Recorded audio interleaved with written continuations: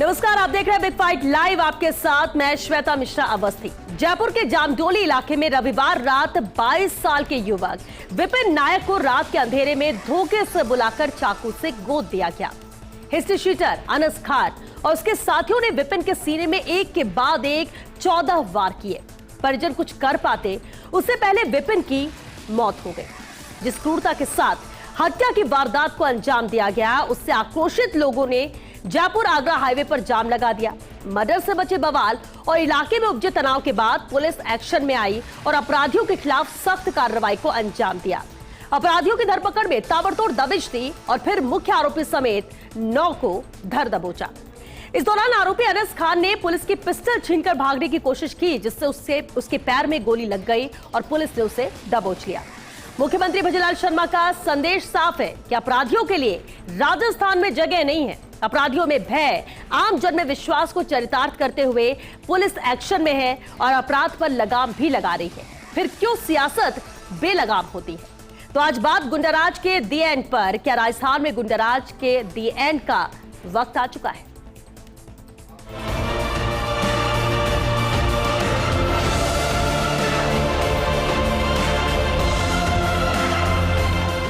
अभी तक जो लोग शामिल थे उनमें एक के अलावा बाकी सारे मुलजिमान अभी हमारे कस्टडी में है।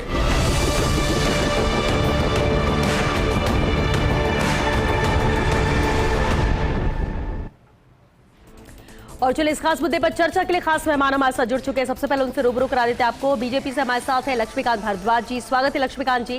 कांग्रेस से हमारे साथ राजेंद्र मेघवाल जी। राजेंद्र जी, आपका भी बहुत स्वागत है। साथ ही योगेंद्र जोशी जी भी चर्चा में शामिल हुए, रिटायर्ड पुलिस अधिकारी हैं, बहुत स्वागत है योगेंद्र जी आपका। और साथ ही अशोक पाठक जी भी हमारे साथ है, विषय विशेषज्ञ है। अशोक जी, आपका भी बहुत स्वागत है।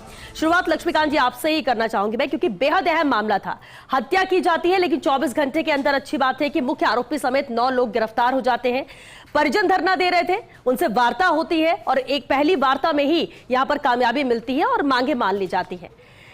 क्या वाकई में इस पूरे घटनाक्रम के बाद जिस तरह से स्थिति बनी और उसे संभाला गया, माना जाए कि गुंडाराज का दी एंड राजस्थान में होने जा रहा है, या उसी की कवायद है, या दूसरों को यह संदेश है कि बख्शा किसी को नहीं जाएगा?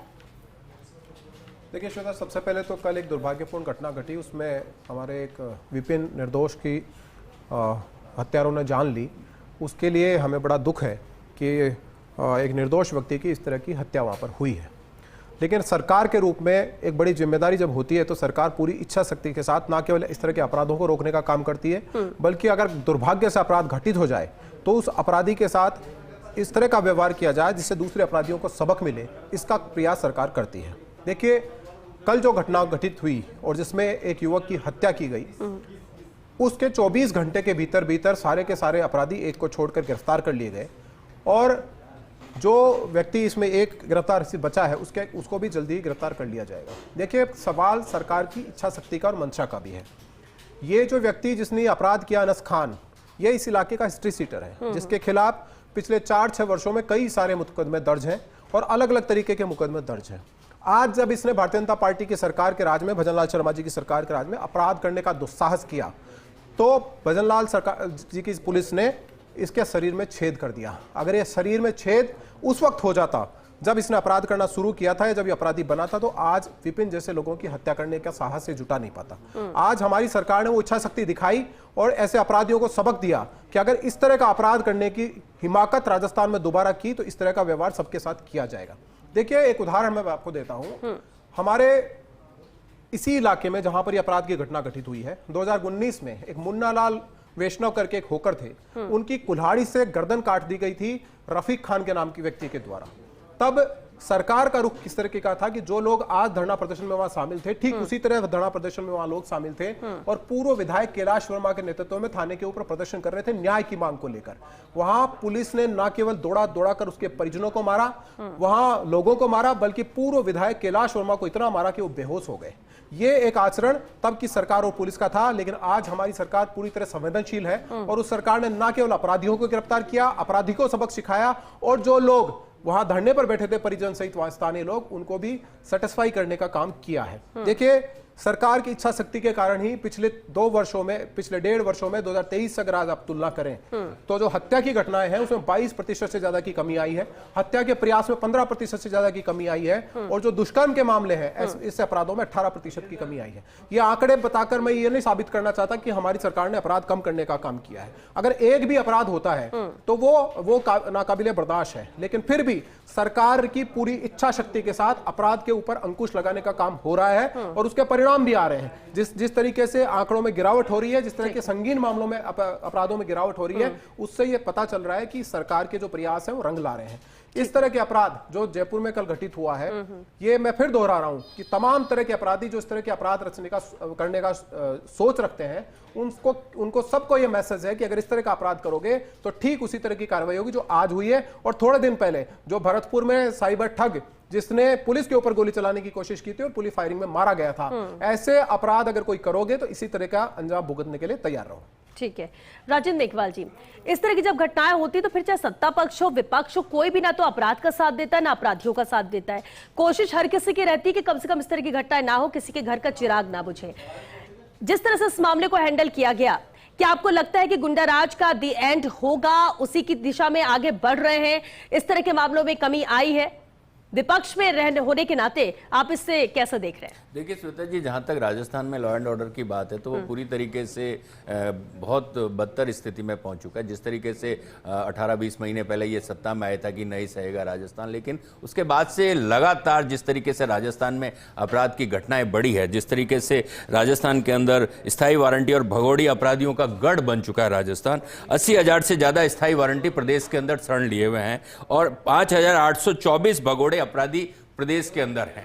तो आप सोचिए, अगर दूसरे प्रदेशों के भगोड़े या स्थायी वारंटी राजस्थान में शरण लेंगे तो राजस्थान के लॉ एंड ऑर्डर की सिचुएशन कैसे अच्छी हो सकती है? ये अभी 1.5 साल में हुआ, आप ही कह रहे हैं। मैं 1.5 साल की बात कर रहा हूं। मैं आपको बता दूं कि हमारे सूबे के मुख्यमंत्री जी को जेल से 3 बार जान से मारने की धमकी मिली, प्रदेश अध्यक्ष को जान से मारने की धमकी मिली, डिप्टी सीएम को मिली, और हमारे जो गृह राज्य मंत्री हैं उनके तो दामाद के ऊपर ही मतलब आरोप है कि वो रिश्वत के प्रकरण में फरार है। तो आप सोचिए ना, देखिए जिस प्रदेश के पूरी तरीके से जिनको कानून और व्यवस्था की स्थिति है वो खुद लाचार है, हमारे विधायक के ऊपर 3 बार, एक बार उनको जान से मारने की धमकी मिलती है, दूसरी बार उनकी मोटरसाइकिल चोरी हो जाती है, तीसरी बार उनका ट्रैक्टर चोरी हो जाता है। अरे विधायक जब सुरक्षित नहीं, विधायक जाके थाने के अंदर डीएसपी के पांव छू रहा, कैलाश मीणा जाके डीएसपी के पांव छू रहा, कह रहा है कि ये जो सीआई है ये यहाँ पे भूमाफिया और मतलब खनन माफिया के साथ मिला हुआ है।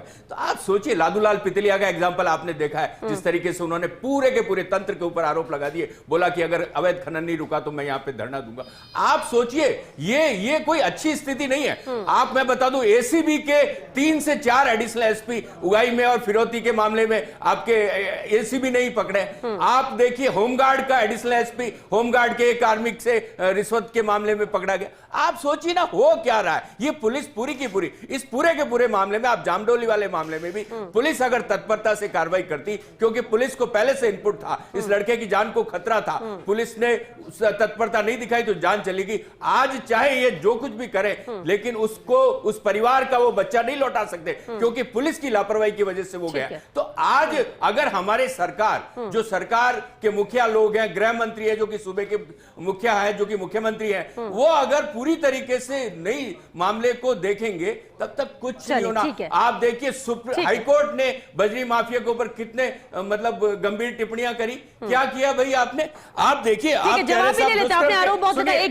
दुष्कर्म के मामले कम हो गए, मैं कहता हूं सामूहिक दुष्कर्म के 7% मामले बढ़े, दुष्कर्म के 8.3% मामले बढ़े, पॉक्सो के एक्ट में 10% राजेंद्र जी जो बता रहे हैं, जवाब लेने दीजिए राजेंद्र, जवाब लेने दीजिए। जवाब हर दिन 8 अपराधी, 8 मतलब हमारी राजेंद्र जी, आपके आरोप और सवालों का जवाब भी लेने दीजिए। जवाब लेते हैं। नहीं, जवाब का क्या, इनका ओपनिंग नोट हो गया ना, जवाब अगले राउंड में लेना, आप सबसे ले लीजिए। नहीं, ये जवाब देंगे तो मैं भी दूंगा जवाब। 1 सेकंड रुकिए। नहीं, ये जवाब देंगे तो मैं भी दूंगा। आप तय नहीं करेंगे, आप तय नहीं, आप कौन तय? आप तय करेंगे। नहीं, आप तय करेंगे। जवाब नहीं, ऐसे करेंगे, ऐसे नहीं। ओपनिंग नोट का जवाब नहीं, ओपनिंग नोट का जवाब नहीं, सेकंड डाउट में लीजिए, नहीं तो ये बोलेंगे तो मैं नहीं करेगा, क्योंकि एक्सपर्ट भी हमारे साथ है और योगेश जी भी हमारे साथ है, जो बेहतर बता सकेंगे कि ऊपरी तौर पर, अंदरूनी तौर पर और पहले और अब में कितना फर्क है। उनको पूरा वक्त दिया जाएगा। एक कमेंट बस। दबाव मुझे देने दीजिए। देखिए, पहली बात तो किसी पार्टी का दफ्तर नहीं है कि दादागिरी चलेगी इस तरह की। तो दादागिरी आपकी चलेगी क्या? दूसरी बात, ये जो मैं आपके सामने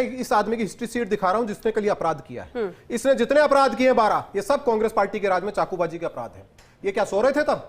ये आज बड़ी बड़ी बातें यहां पर बैठकर कर रहे हैं। आज इस संगीन मामले में जिसमें व्यक्ति की जान गई है और नृशंस तरीके से उसको चाकू मारकर मारा गया है, मैं फिर दोहरा रहा हूं, आज उस व्यक्ति के शरीर में जो छेद किया गया है, अगर ये तब कर दिया जाता जब ये चाकूबाजी की घटनाएं कर रहा था, तो आज की हिमाकत नहीं होती इस तरह का अपराध करने की। और क्या बात कर रहे हो बजरी की? आपके एक विधायक भरत सिंह, सीनियर विधायक, आपके एक मंत्री के लिए कमाल करते हो। आपके विधायक थाने में जाके डीएसपी के पांव पकड़ रहे हैं, शर्म नहीं आती आपको?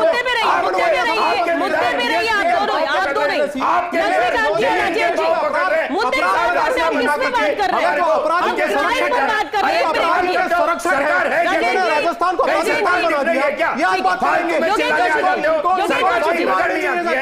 बातें करने आ जाते हो, माफिया बनवा दिए इन्होंने। अरे mafia supreme court high court mafia के सरकार योगेंद्र जोशी जी हमेशा क्राइम में बात करते हैं। एक मिनट आप चुप रहेंगे। राजेश जी लक्ष्मीकांत जी आप दोनों एक दूसरे पर आरोप लगा ली, सर चर्चा ही नहीं कर रहे, इस पर चर्चा ही नहीं कर रहे। इस मुद्दे पे बात करने के लिए आप सब हैं, आप लोग बात ही नहीं करना चाह रहे हैं। रुकिए एक मिनट। लक्ष्मीकांत जी आप सुनिए, लक्ष्मीकांत जी एक second, Laxmikant ji please, Rajan ji एक सेकंड, योगेंद्र जोशी जी। अब देखिए, इस मामले को लेकर अपनी अपनी तरफ से बात कही जा रही है, लेकिन हम बात गुंडा राज की कर रहे हैं।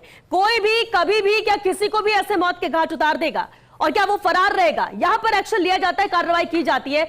आपका एक्सपीरियंस है पुलिसिंग को लेकर, मैं दोनों पहलू पर बात करना चाहूंगी कि पहले जो कार्रवाई इस मामले में की गई, दूसरा कब गुंडा राज पर लगाम लगा सकेंगे, किस तरह से बेखौफ होकर लोग रह सकेंगे? पुरानी रंजिश के चलते कभी भी कोई किसी की हत्या कर दी है, डर किसी के भी जहन में ना रहे, वो कब होगा?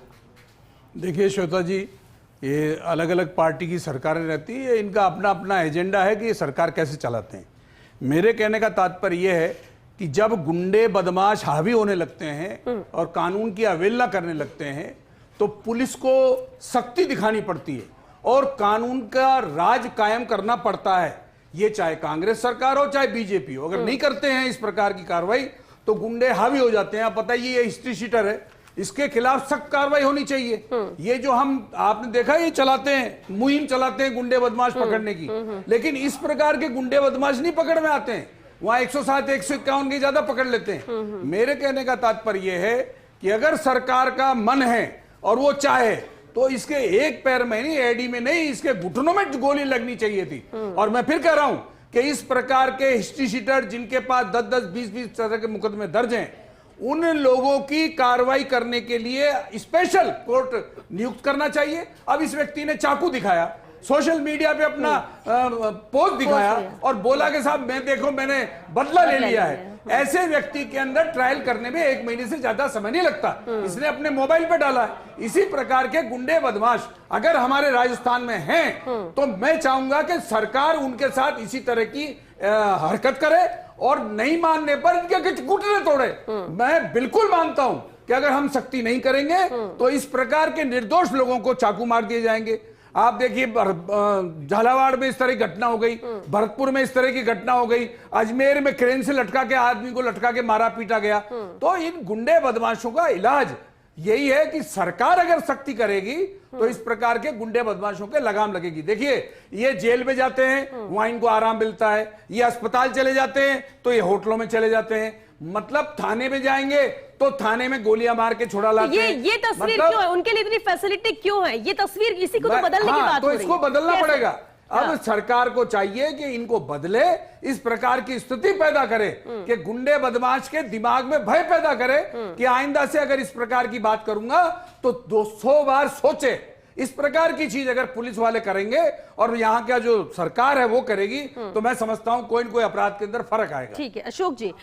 सर एक चीज ये भी है कि चलिए नाराजगी आक्रोश होना परिजनों का जायज है, जिसके घर का चिराग गया हो वही समझ सकता है, लेकिन इसके बाद बातचीत होती है, वार्ता होती है, जो उनकी मांगे थे उसे पूरी किया जाता है। सवाल यह भी उठता है कि पहले भी शिकायत की जा चुकी थी पुलिस से, पहले भी कहा गया था कि खतरा है, गंभीरता से इस तरह के मामलों में नहीं लिया गया और आज ये होता है। दूसरी तरफ हिस्ट्री शीटर जो है उसका भी एक लंबा बैकग्राउंड रहा है, लेकिन इसके बावजूद भी कई मामले आते हैं लेकिन वो छूट जाते हैं या पकड़ में नहीं आते हैं, बेफिक्र होकर वो घूमते हैं और जब अगली घटना को अंजाम देते उसके बाद ही पुलिस जागती है या फिर प्रशासन जागता है।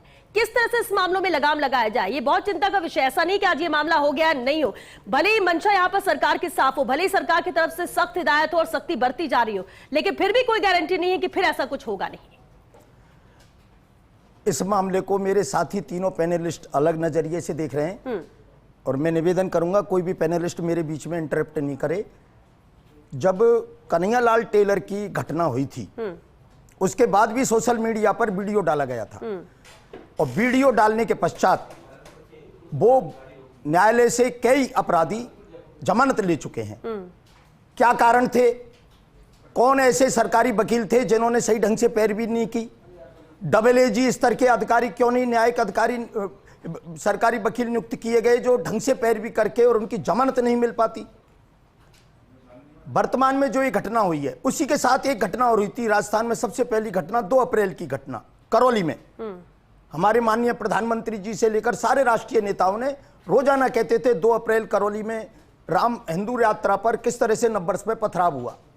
आज तक उस मामले में जिन्होंने पत्थर खाए थे, जिनके सिर फूटे थे, जिनकी गाड़ियां टूटी थी, वो सभी मुलजिम हैं और जो लोग ने पत्थर फेंका था उनको आरोपी नहीं बनाया गया चूंकि उस समय कांग्रेस का राज था। मेरे साथी भाजपा के प्रवक्ता माननीय मुख्यमंत्री महोदय से मैं निवेदन करूंगा, सबसे पहले आप कड़ा संदेश दीजिए। 2 अप्रैल के जो भी अभियुक्त हैं जिनको सजा दीजिए कठोर से कठोर, और जो बच्चे जिनके माथे फूटे, जिनके वाहन टूटे, जो घायल हुए, उनको तुरंत प्रभाव से मुकदमों से बाहर कीजिए। दूसरी घटना, ये जो कन्हैयालाल जी टेलर की घटना हुई, इनकी पैरवी कौन करता है? ये जो अभी अनस की घटना हुई है, ये विपिन को जो चाकू मारा गया, इसकी पैरवी कौन करेगा?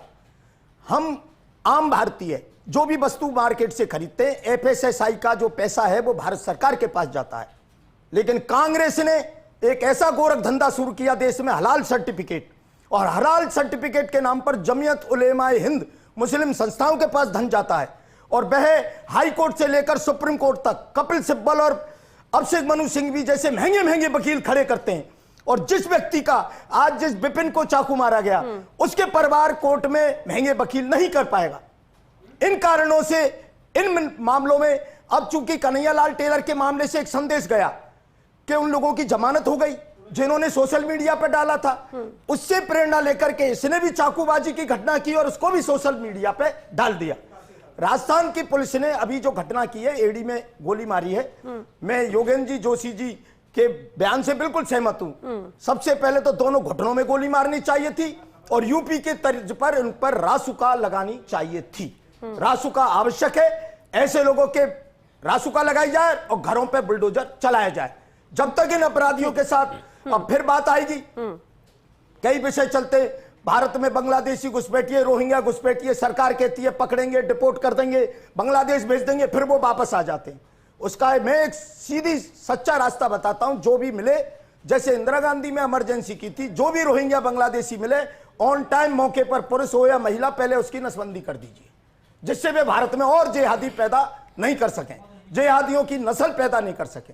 ये जो घटना हुई है ये सीधा सीधा मेरी नजरों में, क्योंकि हमारा हिंदू समाज को बकरा मान लिया गया है और उसको हलाल करने के लिए हमेशा मुस्लिम संगठन, यानी आप ये कह रहे कि अब ये भी, इसके भी कोर्ट में वकील आ जाएंगे, ये भी बच के ऐसे ही निकल जाएगा। हाँ। और ऐसे ही चलता रहता है। योगेंद्र जी, जो सवाल, जो आरोप या गंभीर चिंता का विषय जो अशोक जी जाहिर कर रहे हैं, क्या आप उससे इत्तेफाक रखते हैं? बिल्कुल बिल्कुल श्वेता जी, मैं इससे इसलिए इत्तेफाक रखता हूं कि जो हमारे बम के जो कांड हुए थे अंदर शहर के अंदर, उसके अंदर आप देखिए कि डिस्ट्रिक्ट कोर्ट ने सजा दे दी 5 आरोपियों को और हाई कोर्ट ने 5 को बरी कर दिया।